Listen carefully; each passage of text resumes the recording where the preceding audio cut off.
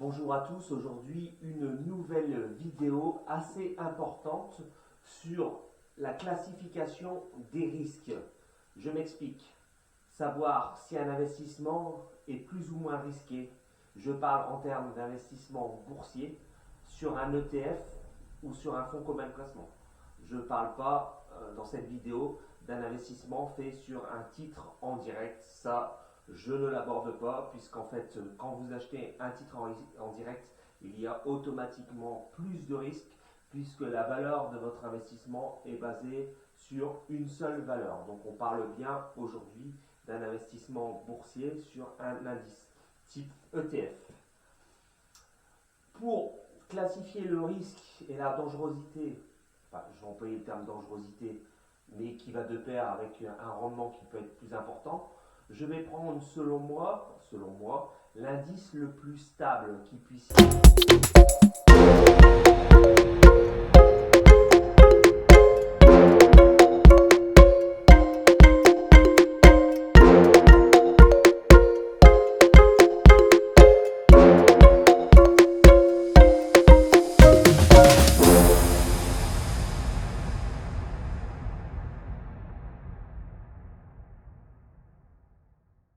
monde. Cet indice qui comprend plusieurs milliers de valeurs est investi à la fois aux USA, principalement, première ligne, en Europe de l'Ouest. Il est investi aussi en Asie, pays émergents, et au Japon. Donc on va dire qu'on a un indice qui est investi sur des grandes capitalisations mondiales.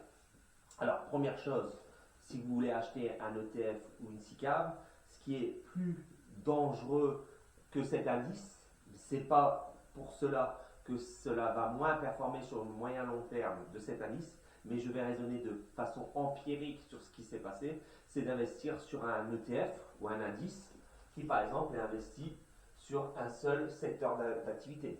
Par exemple, si vous achetez sur un indice Europe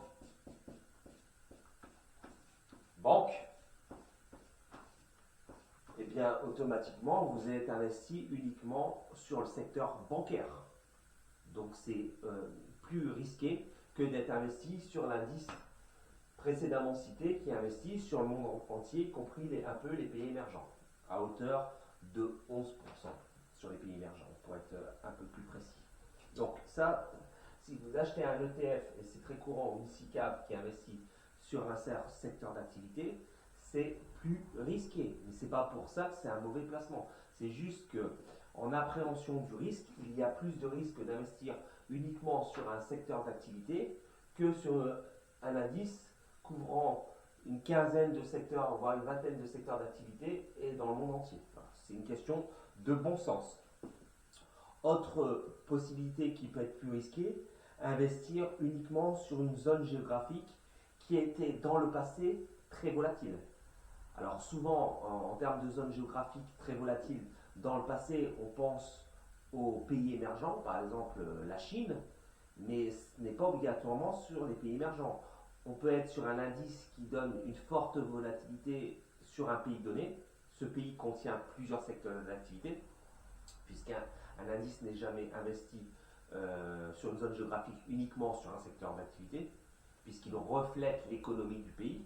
Par exemple, on va prendre l'indice italien, le FTSE MIB, qui représente les 40 plus grandes capitalisations italiennes. Cet indice, par le passé, je ne sais pas si ça va se produire dans le futur, je ne parle que du passé, a été extrêmement volatile.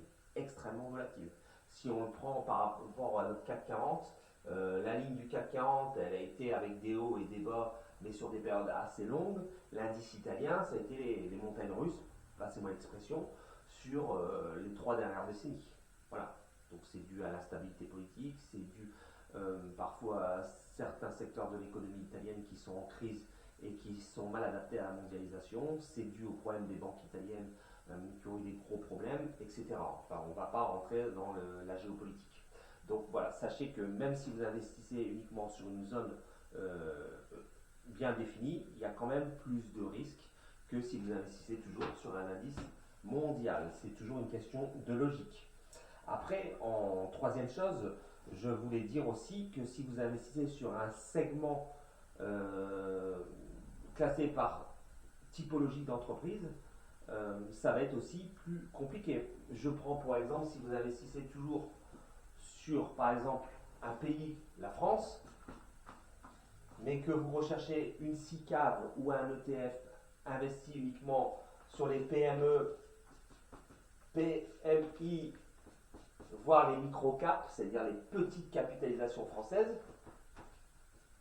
et bien automatiquement, vous allez connaître, de par la structure de ces entreprises, une volatilité supérieure à toujours l'indice acquis. C'est tout à fait normal, puisqu'en fait, dans les PME, PMI, on est vraiment sur des capitalisations qui sont moindres et qui ont une volatilité accrue par rapport aux grandes capitalisations. Une PME française cotée en bourse risque sur le moyen long terme de connaître une volatilité supérieure à McDonald's qui est dans cet indice-là. Ça, je pense que tout le monde peut le saisir. Ensuite, attention, parce qu'au niveau des indices, on pourrait croire que si on investit sur une très grande zone géographique, on prend moins de risques que si on investit uniquement sur une petite zone géographique. Je parle toujours en taille de pays. Par exemple, on va prendre l'indice sur la Chine et on va le comparer à l'indice tout petit d'un pays de 11 millions d'habitants ou 12 millions, la Belgique. Eh bien, on constate que les marchés chinois sur les 30-40 dernières années ont été beaucoup plus volatiles que les marchés belges, les 20 plus grandes capitalisations belges de l'indice BEL 20. Donc ça aussi, c'est à en prendre en considération. Ce n'est pas parce qu'un pays fait 1 milliard d'habitants ou 400-500 millions d'habitants qu'il est moins risqué, parce qu'on pourrait se dire, comme il y a 1 milliard de personnes qui vivent sur ce pays, l'économie est mieux répartie, le risque est réparti sur un bassin d'1 milliard de consommateurs. C'est tout à fait faux, même si sur le très long terme, effectivement, les actions chinoises ont performé de façon supérieure aux actions belges. D'accord? Donc ça, c'est aussi bien de l'avoir à l'esprit. Ensuite, attention, parce qu'il peut y avoir des indices en trompe-l'œil. Par exemple, un indice où vous pensez investir sur toute l'économie américaine bien diversifiée et qui en fait est principalement investi sur un secteur d'activité. Je pense au Nasdaq,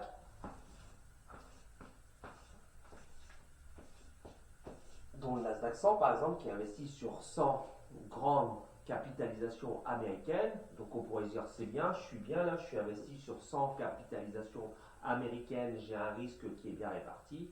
Attention, puisque l'indice Nasdaq, même s'il est ultra performant sur le long terme, il est toujours investi, on va dire à 70 ou 80% sur des valeurs de la tech. Et les valeurs de la tech sont très volatiles. Mais par contre, il est vrai que sur le long terme, il permet de mieux performer que l'indice acquis. Ça, c'est sûr. Mais il faut garder à l'esprit que si vous investissez sur le Nasdaq qui est réparti sur un certain nombre de valeurs, on pourrait croire que c'est un indice diversifié,